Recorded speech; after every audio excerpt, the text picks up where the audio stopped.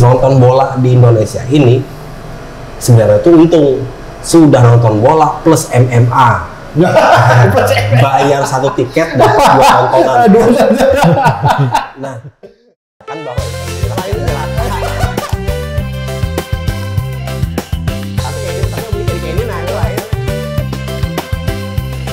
apa lu ngeliatin gue, emang gue TV? Oke. Assalamualaikum warahmatullahi wabarakatuh. Di Panderan Muarem kali ini kita kedatangan tamu yang ya dibilang spesial, dibilang enggak spesial. Beliau ini serba bisa menulis berita, bisa melawak, bisa segala macam. Beliau ini juga salah satu pelatih tim sepak bola di Kobar. Mau tahu siapa beliau? Nah, ini dia. lain aku orangnya. Oh ini nah, bertunjuk salah tunjuk. Perkenalkan dulu siapa nih? Silakan perkenalkan dulu. Kawal. Apa yang perlu dikenalkan? Nama dulu, Bang. Santai Kawal. Habis itu alamat IG. Alamat TikTok. Waduh, saya nggak punya IG, nggak punya TikTok ya. Perkenalkan dulu. Ya, nama saya Yusro Arodi, salah satu jurnalis di Kota Waringin Barat yang juga pelatih sepak bola. Apa yang disampaikan beliau tadi. Nah, serba bisa melatih. melatih apa aja ini? Terserah apa yang mau dilatih. Melatih anjing pelacak nih. Izin, Pak. Nah, ini pakai saja kan nih wartawan melatih bola. Iba aja kisahnya gini. Bermula pada suatu hari gitu, Bah. Awal-awalnya datang ke Kobar itu tahun berapa aja? Awal datang di Kobar itu tahun 2013. 2014 melatih sepak bola. Porprov. Dan alhamdulillah saat itu juara. Wish, mantap. Juara, 2014 juara. Nah, habis 2014 jadi juara tuh, Bang, ke selanjutnya kayak apa ya, Kang? Nah, nasibnya menjadi jurnalis, Pak. Wah, ini apa kisahnya? Nah, itu perjalanannya dari ngelatih kan. Itu kayaknya 2014 belum jurnalis. Belum. Sepak bola. Berarti setelah jadi pelatih sepak bola, nah perjalanannya ke jurnalis itu gimana? Mungkin karena doa. Doa siapa? Doa istri, doa anak, doa keluarga? Doa yang tak tersampaikan sebenarnya. Bisa diceritakan spill dikit lah, Pak. Ya, dulu waktu saat masih aktif menjadi pemain bola di salah satu klub besar di Surabaya, saya sering berhadapan dengan jurnalis di situ. Oh, ini Pak, sebutkan tim sepak bolanya. Di Mitra Surabaya. Oh, Mitra Surabaya. Awal karir sih di Asabab Surabaya. Asabab Surabaya, oke. Nah, di situ kan saya sering ketemu dengan teman-teman wartawan Jawa Pos saat itu ya. Jadi mereka ini kok mudah sekali masuk ke gubernur, ke wali kota. Sampai saya bilang enaknya jadi wartawan ya. Sementara kita saat menjadi pemain sepak bola, mau masuk kemana aja susah. Apalagi mau nyetak gol, kan susah. Nah, terus akhirnya? Nah, akhirnya doa itu tersampaikan saat saya di Kota Waringin Barat. Itu ternyata setelah jadi jurnalis bagaimana, Pak? Tambah gemuk. Artinya kan makmul aja. Beliau ini salah satu pemain sepak bola profesional dari Surabaya. Nah, beliau melatih Porprov Kobar itu tahun 2014 juara 1. Jadi beliau ini masuk ke Kobar 2013, 2014 jadi pelatih, 2015 ya? 2016 jadi wartawan ya, termasuk juga sampai sekarang masih aktif di kepelatihan. Wah, wartawan sekaligus pelatih.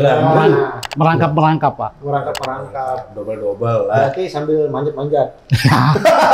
Nah, terus untuk sepak bola Kobar nih Pak sendiri, Pak. Waktu itu kan sampai melatih ini juara kan. Terus selanjutnya pasang surut sepak bola Kobar nih menurut pandangan Tiang itu bagaimana, Pak? Kurangnya kegiatan. Jadi aktivitas setiap kompetisi itu kan berkurang di sini. Padahal talenta di Kota Waringin Barat itu sangat luar biasa sekali, Pak. Iya. Cuman entah seperti apa, kompetisi tidak ada, bahkan turnamen hanya 1 tahun sekali. Jadi talenta itu kan nggak bisa terlihat. Iya betul. Gimana mau bisa terlihat? Kalau kayak apa namanya, kayak sekolah sepak bola apa gitu, ada nggak di Kobar? Ada SSB di Kota Waringin Barat ada. Cuman wadahnya kan yang belum ada di situ. Jadi mereka bikin SSB, itu arahnya kemana kita juga nggak tahu.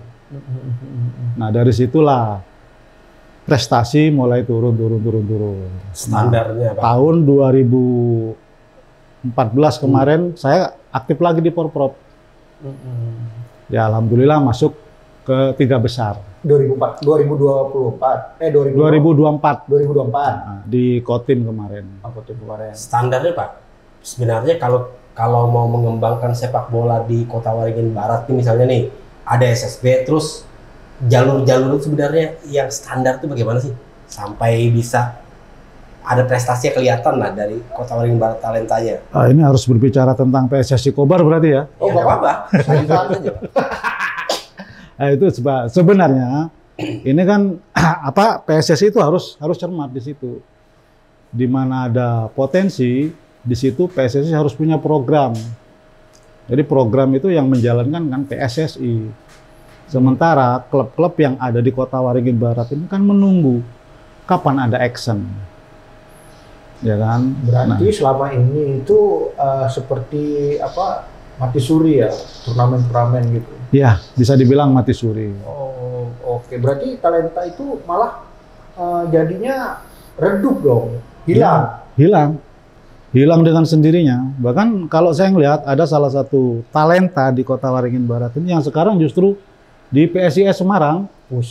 Artinya kan sebenarnya Kobar ini bisa berbicara. Iya. Bisa punya potensi. Di situ kita lihat dari Porprov 2014 kemarin. Dengan minimnya persiapan, dengan bisa dibilang minimnya anggaran lah. Iya. Tapi karena kita bisa memberikan kepercayaan kepada pemain bisa kita kasih ruang, mereka menunjukkan kualitas dengan sendirinya. Akhirnya juara. Yang 2014 juara 3. 2023, 2024. 2024 juara 3. Juara 3.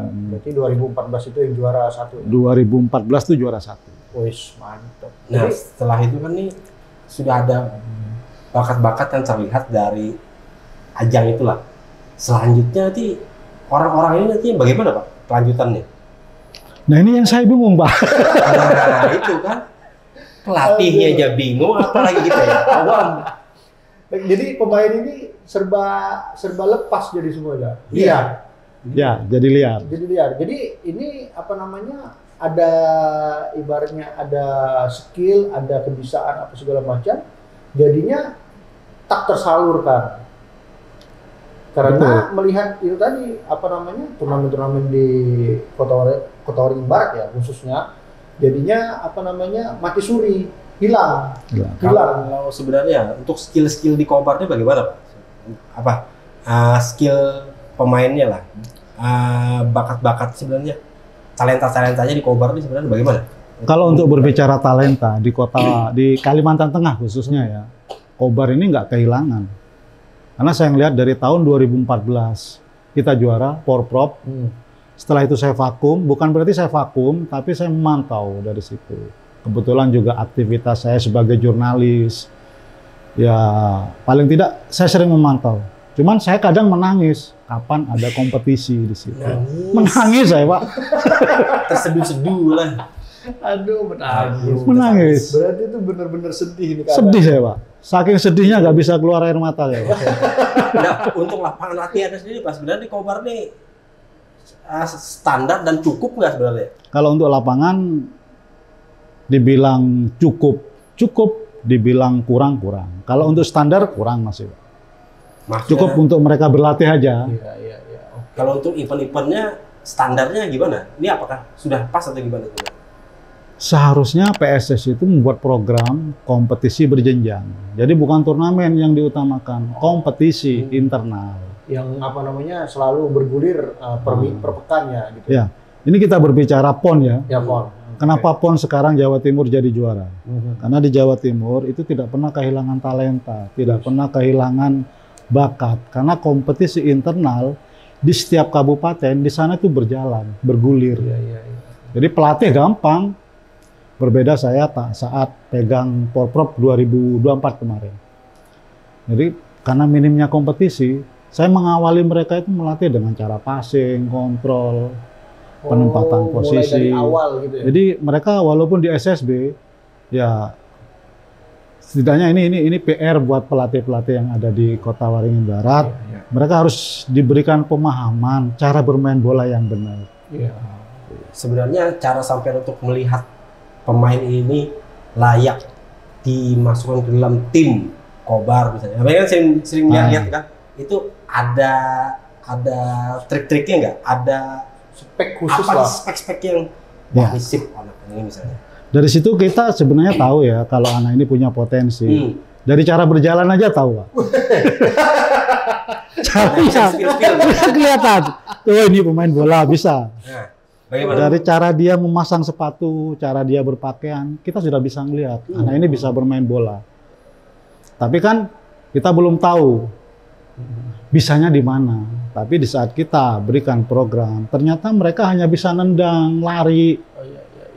Jadi nggak diberikan pemahaman cara bermain bola yang benar. Berarti posisi itu kita melihat di saat mereka di lapangan gitu ya? Ya, di lapangan. Nah, ini terlepas dari tim sepak bola di Kobar. Ini kan kemarin beberapa hari yang lalu kan ada salah satu tim PON kan, apa itu? Oh iya, ya. Yang lagi viral itu ya. Nah, itu sampai melakukan tindakan Itu apa Sulawesi Tengah lawan Aceh. Ya, Sulawesi Tengah lawan Aceh. Nah, itu salah satu pemain Sulawesi melakukan pemukulan terhadap wasit dengan alasan wasitnya tidak netral. Nah, sebenarnya gangguan-gangguan dari pihak wasit atau segala macam itu tuh layak nggak direspon oleh pemain dengan cara seperti itu menurut pandangan sampean? Kalau menurut pandangan para pelaku bola, sebenarnya apa yang dilakukan oleh pemain Sulteng ini sangat disayangkan sekali. Seharusnya mereka bisa menahan diri, tapi karena sesuatu insiden di tengah lapangan yang tidak bisa menahan diri, ya kita nggak bisa menyalahkan mereka juga. Karena kalau saya lihat dari beberapa rekaman, wasit memang seperti itu, terlalu parah. Dan ini pernah saya alami juga di Porprov 2024 itu. Kecurangan wasit. Berarti kalau kecurangan wasit ini keberpihakan, berarti ada indikasi terima suap dong?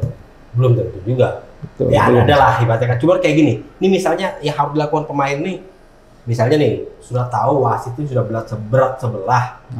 Yang harus dilakukan pemain dan tim ini sebenarnya apa? Kalau saya lihat kemarin di beberapa rekaman, Zulkifli Syukur, pelatih Sulteng itu sempat memberikan arahan kepada pemain untuk menahan diri. Untuk menahan diri. Jangan sampai terjadi sesuatu. Karena situasi sangat panas. Itu kondisi saat itu si Sulteng ini menang apa kalah? Menang 1-0. Sempat menang 1-0, beberapa pemain kena kartu merah. Oh, sudah ada beberapa pemain kartu merah. Ya, oke. 2 apa 3 gitu loh. Nah, setelah kejadian insiden yang memukul itu, pemain itu kan sempat rame ribut. Itu kan dilanjutkan lagi. Oh, sempat lanjut. Sempat lanjut. Ada beberapa insiden yang seharusnya wasit itu bisa menetralisir di lapangan, ini malah sebaliknya, dan memang terlihat sekali jelas. Dan ini harus PSSI, ya khususnya untuk Pak Erick Thohir ya, cepat bertindaklah. Agar supaya persepak bolaan nasional khususnya untuk usia dini ini bisa berkembang lebih cepat. Tapi kan yang jelas di lapangan itu saat itu terjadi pemukulan. Nah, kalau seandainya pihak pemain ini tidak melakukan pemukulan, nah yang kita inginkan ini kan jangan sampai jadi si pemain terjebak dengan kondisi-kondisi kekerasan seperti itu kan. Nah, apa kerugian yang didapatkan oleh pemain yang melakukan pemukulan tersebut walaupun dia dibela masyarakat dengan alasan dia benar? Sebenarnya kerugian apa yang bakal dia dapatkan? Pertama, kerugian secara mental ya. Pemain itu pasti mentalnya juga akan jatuh. Terus yang kedua, pemain ini diskorsing seumur hidup. Dan itu memang harus dilakukan oleh PSSI supaya tidak. Kalau di bahasanya diskorsing seumur hidup ini nggak boleh tampil di dalam turnamen apapun. Profesional. Turnamen, ya. nasional. Nasional. Ya. Yang profesional. Kasihan kan mereka masih dengan usianya yang sangat muda. Oke, oke. Mereka punya bakat. Bahkan beban mental sendiri ada di seorang coachnya. Sebenarnya kan walaupun ini salah, cuman Harus bisa menahan lah. pemukulan itu juga termasuk kesalahan juga yang bukan hanya yang merugikan diri dia sendiri, maksudnya kan dirinya sendiri yang bakal rugi gara-gara itu, walaupun sebenarnya dia itu sangkal Iya, tamparnya, cuma kadang-kadang kita menampar ini belum tentu itu bakal menguntungkan kita juga, malahan jadi merugikan kan. Merugikan diri Tapi sendiri. dilihat dari justru mukanya pemain yang memukul itu kayaknya benar-benar puas dia, Pak. Ya puas sesaat kan. Puas sesaat. Puas sesaat. Menyesal seumur hidup. Menyesal seumur hidup. Iya. Nah, kondisi-kondisi seperti itu juga kan sering kita alami di Kabupaten Kobar. Contoh beberapa tahun lalu kan. Beberapa yang turnamen yang sering insiden terjadi seperti itu. pemukulan di mana waktu itu main di Sambraga. Kota Waringin Lama. Ya, Itu yang parah betul. kan. Iya. Nah, rata-rata kalau ini pandangan orang awam yang jarang nonton bola kan. Nonton bola di Indonesia ini sebenarnya tuh untung sudah nonton bola plus MMA.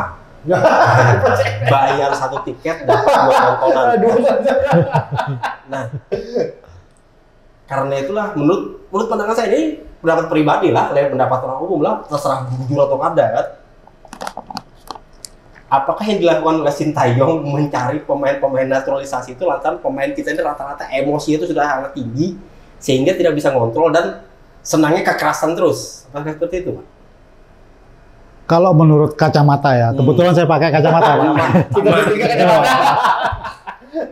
Apa yang dilakukan Sintayong itu luar biasa sekali ya. Pertama ada beberapa pemain yang bukan naturalisasi ini, attitude-nya, attitude yang dilihat oleh Sintayong itu attitude. Jadi kalau attitude itu bagus, kedepannya juga bagus. Oke. Nah, Kedisiplinan. artinya lantaran kita ini sering tidak bisa menahan diri, apakah itu salah satu faktor ya, Pak? Bisa juga salah satu Emosinya faktor. tinggi rata-rata Iya. kita kan. Bisa Salah juga satu salah sedikit. satu faktor. Kancangnya wasit. Didorong-dorong ke kepala. Langsung mukul. Kira pegang kepala ciumnya. Iya kan? Jadi sebenarnya yang perlu dilakukan oleh pemain sepak bola ini apa, Pak? Untuk apa? Selain skill kan. Ini kalau skill bisa dibentuk kan. Cuman yang harus dia harus melatih diri sendiri itu kan intinya kan pengendalian dirinya kan, menahan diri untuk tidak terpancing emosi kan. Sebenarnya apa yang harus dilakukan untuk bisa mewujudkan itu? Kalau seperti itu karakter ya Pak ya. Karakter setiap pemain. Karakter pemain ini kadang ada pemain yang bisa meledak-ledak di tengah lapangan, tapi dia bisa menahan diri. Ya karena itu tadi yang kita sampaikan tadi, attitude-nya sudah terbentuk. Jadi rasa pingin arogan tertahan dengan sendirinya. Berbeda kan dengan pemain-pemain yang ya mungkin bisa dibilang tadi sama Pak Yuda tadi tuh nggak bisa menahan diri. Tiba-tiba Langsung asal dilampiaskan, hantam, gitu. langsung dilampiaskan. Kan artinya pemain ini merugikan dia sendiri. Nah saat ini PSSI pusat ya. PSSI pusat ya. Ya kita juga.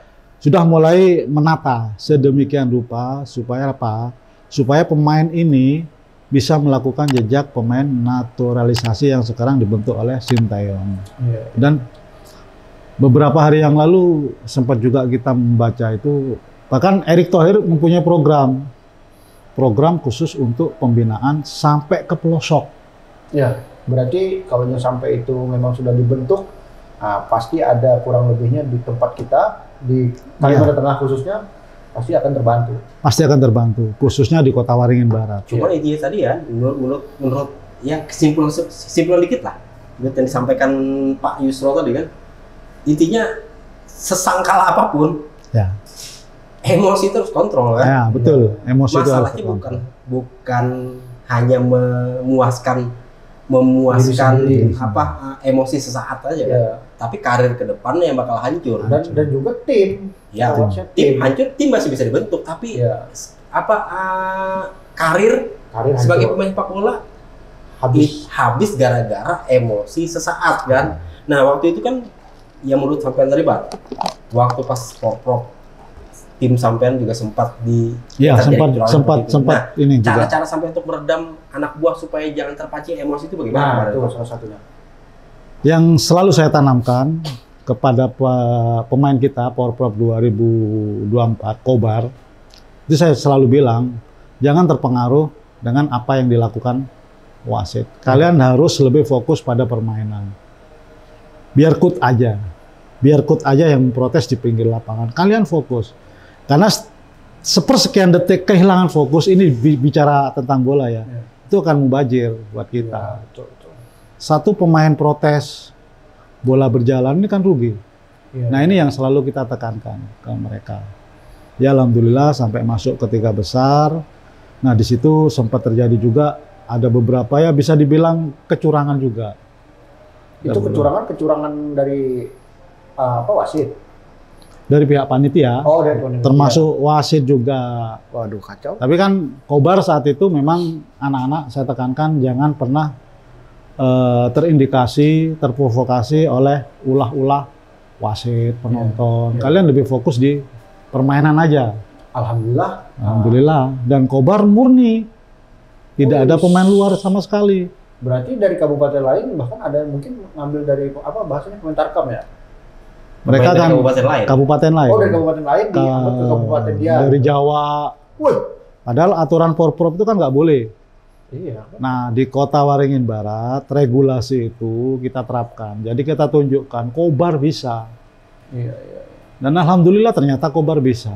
Berarti Walaupun ada beberapa kabupaten yang lain itu memakai pemain dari Jawa. Lain Jawa Sungai Rangkit ya, Pak? Nah, terus ini Pak, ini kan saat pemilihan tim. Skill masih bisa dilihat. Attitude-nya ini, kadang-kadang kan pemain ini ada yang bandel, kadang-kadang ada yang suka telat-telat, ada yang ngeyelan segala macam. Nah, kalau ada misalnya pemain ini skillnya bagus, tapi orangnya ngeyelan dan kadang-kadang suka arogan, itu sampai memperlakukannya bagaimana, Pak? Semua pemain saya perlakukan sama. Cuman saat di lapangan, mereka yang harus bisa berbicara. Selagi mereka bisa memberikan instruksi kita, ya kita pakai. Yang sama nurut ya. Nah, di luar itu baru kita tekan mereka. Kalau kamu dengan cara seperti ini, kamu nggak bakalan bisa. Kamu harus seperti ini dan ini yang kamu harus lakukan. oh, Kalau seandainya mereka tetap ngeyel itu apa yang dilakukan, Pak? Ya, sanksinya camat, cadangan cabang mati. mati. Artinya supaya Iya. namanya kan bola ini tim kan, Tim, bukan individu. bukan kan? individu. Oh, ya. Jadi daripada merusak tim, lebih baik ini. Dan itu pernah saya lakukan. Di saat masa persiapan, dia selalu pemain inti.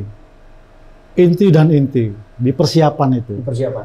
Begitu di hari H, kita lihat malam disuruh tidur, HP suruh kumpulkan, nggak dikumpulkan, lambat lagi. Terbukti di atas lapangan. Oh, berarti Begitu mereka main seperti itu, kita kan lihat, kita kan tahu, wah nah ini nggak bakalan bisa lama sekian menit. Kalau kita paksakan, bumerang buat tim kita. ya, oke. Ya kan, pelatih kan harus bisa membaca itu ya Pak. Bukan cuma membaca tulisan saja. Nah, ini dari pihak pemerintah sendiri, khususnya Kota Waringin Barat, apa sudah terobosan yang pemerintah kasih lah untuk persepak bolaan Kota Waringin Barat? Kalau pemerintah daerah sendiri kontribusinya sudah ada. Cuman ya selaku induk organisasi harus memberikan bukti prestasi. Oke, Kalau prestasi itu sudah ada. organisasinya berarti PSSI. Kayak kalau sepak bola kan PSSI. Berarti PSSI setiap Kobar ya? setiap cabur kan mereka punya induk Ya. induk masing-masing. Nah, setelah saya terjun ke dunia jurnalis, begitu saya pahami Pak, ternyata pemerintah daerah ini kan membagi-bagi anggaran. Ya kan anggaran ini buat ini, anggaran ini buat ini, anggaran ini buat ini. Ya kan tidak harus mutlak. Kebetulan saya sepak bola, anggaran digelontorkan ke sepak bola nggak bisa. Oh ya, oke. Tapi ini kan menurut pandangan orang yang sangat jarang nonton bola dan awam sekali nih, Pak. Sebenarnya kan sepak bola ini harusnya dikelola oleh profesional kan. Betul Baik itu sekali. organisasi apa segala macam. Cuman kan ya minta komentar sampai lah sedikit kan. Selama ini sepak bola ini pasti dijadikan ajang politis. Dijadikan ajang untuk mencari massa, mencari nama, segala macam itu. Apakah itu yang merupakan salah satu penyebab persepak bolaan kita nih sejak dulu sampai sekarang ya kadang-kadang ngebut, kadang-kadang betul. lembek. Indonesia nggak lepas dari politik ya Pak. Apalagi sekarang pas Apalagi betul, sekarang. pas Masa-masa seperti ini. Iya. Dan itu memang benar apa yang disampaikan oleh Pak Yuda. Politik masuk di mana-mana, bukan cuma di sepak bola, di cabur-cabur yang lain. Bahkan di beberapa kepengurusan pun, di KONI, di apa, semua juga orang berpolitik di situ. Tanpa ada orang yang berpolitik, tim ini nggak bisa berkembang. Bahasanya kan seperti itu. Tapi mencari orang yang betul-betul loyal, loyalitasnya tinggi, dan mereka bisa dibilang pengusaha lah. Itu kan susah. Kenapa pengusaha ini kadang enggan untuk membiayai sesuatu cabang olahraga? Karena ya itu, ada unsur politiknya. Oke. Nah itu imbal baliknya kan. Nah terus lagi, ini kan untuk di Indonesia, ini berbicara tentang tim-tim sepak bola. Membentuk tim gampang, coba pengelolaannya itu yang berat kan. Dan ini menurut pandangan saya juga, apakah benar nih asumsi saya nih, persepak bola, tim-tim bola ini jadi kadang-kadang awal baru dibentuk itu berkembang pesat, terus melempem itu gara-gara pengelolaannya tidak profesional, karena hanya mengharapkan APBD segala macam itu. Itu gimana Pak? Harusnya kan dikelola profesional seperti klub-klub dulu lagi, benar-benar murni swasta kan? Makanya PSSI membentuk Liga 1 dan Liga 2. Liga 1, Liga 2 itu sudah profesional tanpa ada bantuan dari pemerintah daerah. Dan itu sudah diterapkan jauh beberapa tahun yang lalu, gabungan antara Galatama dan Perserikatan saat itu ya Pak ya. Jadi dibentuklah Liga Danhil, Liga Kansas, itu mereka harus lepas dari APBD. Tapi semua tidak akan lepas dari itu. Misalkan salah satu klub yang membawa nama daerah, ya kan? Ya pasti itu akan ada di situ. Ini yang susah untuk dihilangkan. Apakah hanya terjadi di Indonesia saja kondisi seperti itu Pak? Di luar negeri ada nggak klub yang dibiayai oleh APBD Italia misalnya kan? AC Milan ya. APBD Milan misalnya kan? APBN Jerman misalnya. Ada nggak kira-kira kalau di luar negeri? Kalau di luar negeri nggak ada. Makanya dulu itu sempat ada Galatama ya Pak ya. Galatama itu kan. Siapa tahu? Sebenarnya Galatama itu bagus Pak. Bagus. Galatama bahkan itu apa Pak? Mungkin banyak belum ada yang tahu ya anak-anak milenial sekarang. Saya juga belum lahir Pak. Ya, Galatama itu kan sepak bola profesional. Singkatan apa itu Pak? Wah lupa saya sudah. Lain Gala Desa ya Pak ya. Nanti carilah di Kalau Gala Desa, tapi nyanyi. Nah terus gimana tadi Pak? Galatama itu dikelola oleh para pengusaha di situ. Jadi Galatama ini juga sempat ditiru oleh Liga Jepang. Jepang sempat meniru Galatama dengan iklim gaya kompetisinya. Hasilnya di Jepang. Tetapi karena di Jepang sekarang lebih jauh lebih bagus, lebih berkembang ya. Yang ditiru Indonesia? Yang ditiru Indonesia malah hancur. Artinya murid ini lebih kencang lagi dibanding gurunya. Makanya sempat dulu kan masih jaya-jayanya Ricky Yakob itu sampai diambil Jepang kan. Nah setelah Jepang meniru gaya Galatama, malah yang ditiru hancur. Nah ini berarti kalau gabungan kan saat itu Perserikatan dengan Galatama. Berarti ini hancurnya itu kemungkinan ya itu tadi mungkin pengaruh politik itu tadi ya. Ada unsur-unsur politik juga, bisa juga. Oke. Ya kan, yang seperti sampaikan tadi kan, rata-rata mayoritas lah, bukannya sedikit lagi kan, klub-klub bola dibiayai oleh APBD kayak gitu kan. Nah, dan itu nggak bakalan bertahan lama. Iya, makanya kondisi-kondisi itu kan apakah hanya terjadi di Indonesia saja kan? Ya ada di Indonesia aja Pak. Kan jadi ya kan? Berarti pokoknya tuh biasanya kayak gitu lah. Jadi apa namanya? Setiap kan perputaran ada masa jabatan misalnya. Amunnya misalnya 5 tahun di masa jabatan. Berarti merdeka di 5 tahunnya. Ya. Di berikutnya selesai lah. Siapa tahu bah misalnya nih AC Milan itu tuh dibiayai oleh APBD Kota Milan misalnya kan? Atau misalnya LA Galaxy, waduh siapa? David Beckham kalau Amerika. Los Angeles Galaxy kan dibiayai oleh APBD Kota Madia Los Angeles misalnya. Siapa tahu kan? Kota Madia Los Angeles membiayai itu. Ternyata Liga Sepak Bola Amerika yang paling dalam tanda kutip nggak terlalu cemerlang lah di dunia kan, dibanding Eropa dan Spanyol, Liga Premier dan Spanyol kan. Nah, itu dia sudah dikelola secara sangat profesional, murni swasta kan mereka kan, intinya kan. Kira-kira kenapa di Indonesia ini dulu kan seperti ada Galatama itu kan rata-rata swasta banyak yang hadir kan, walaupun tim-tim lokal yang dibiayai oleh APBD juga banyak. Kenapa rata-rata setelah itu tim yang dibiayai oleh profesional itu kesannya malah jadi melempem dan tidak berkembang lagi? Yang berkembang malah tim-tim yang dibiayai oleh APBD. Karena saat itu tim kabupaten, tim pemerintah itu kan APBD tadi. Jadi APBD itu kan selalu digelontorkan. Sementara yang mandiri ini seperti terkucilkan.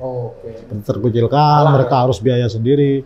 Padahal dari animo penonton jauh lebih besar saat itu Galatama. Kenapa rata-rata setelah itu tim yang dibiayai oleh profesional kesannya malah jadi melempem dan tidak berkembang lagi? Yang berkembang malah tim-tim yang dibiayai oleh APBD, Pak. Karena saat itu tim kabupaten, tim pemerintah itu kan APBD tadi. Jadi APBD itu kan selalu digelontorkan. Sementara yang mandiri ini seperti terkucilkan. Kalah ya. Harus biaya sendiri. Padahal dari animo penonton jauh lebih besar saat itu Galatama. Galatama. Dan di Galatama sendiri jauh sebelum pemain asing datang. Di Galatama itu sudah ada. Itu pemain asing memang warga negara asing apa memang sudah menetap di Indonesia? Macam Fandi Ahmad dulu kan ada. Oh iya, orang Singapura lah. Singapura. Jadi ini yang mau disampaikan nih buat persepak bolaan di Kota Waringin Barat atau Kalteng khususnya. Ya, silakan Pak. Apanya itu? Oh, apa yang mau disampaikan? Apa harapan sampaikan pada kawan-kawan? Siapa tahu ini ditonton oleh pihak pemerintah.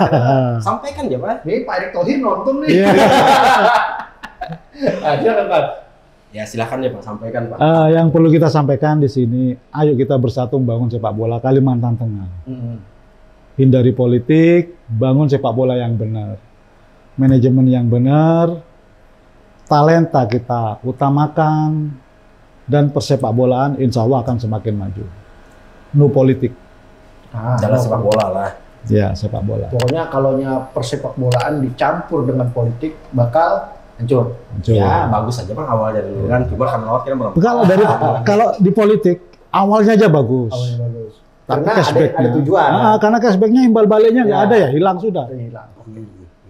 Nah, oke. Teman-teman, hari ini kita benar-benar istimewa.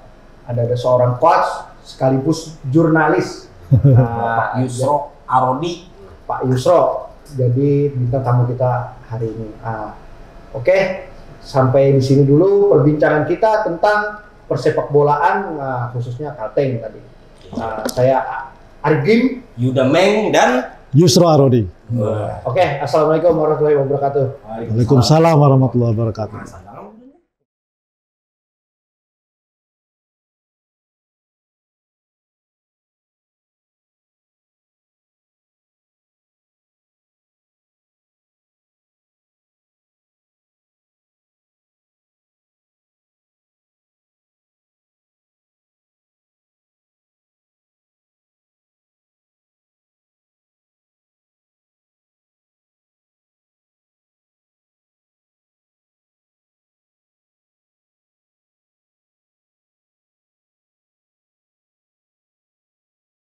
Yang perlu kita sampaikan di sini, ayo kita bersatu membangun sepak bola Kalimantan Tengah.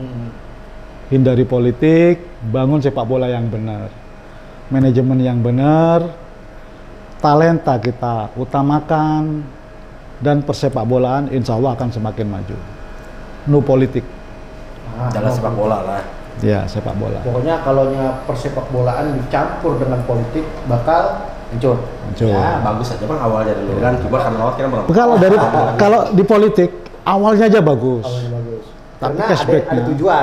karena cashbacknya imbal baliknya nggak Ya. ada ya, hilang sudah. Hilang. Nah, oke, teman-teman, hari ini kita benar-benar istimewa. Ada seorang coach sekaligus jurnalis, Pak Yusro Arodi. Pak Yusro. Jadi bintang tamu kita hari ini. Oke, sampai di sini dulu perbincangan kita tentang persepak bolaan, khususnya Kalteng tadi. Saya Arif Gim. Yuda Meng dan Yusro Arodi. Oke, assalamualaikum warahmatullahi wabarakatuh. Waalaikumsalam warahmatullahi wabarakatuh. Oh, sikap itu. 32. Berapa? 32. Lumayan 32 menit.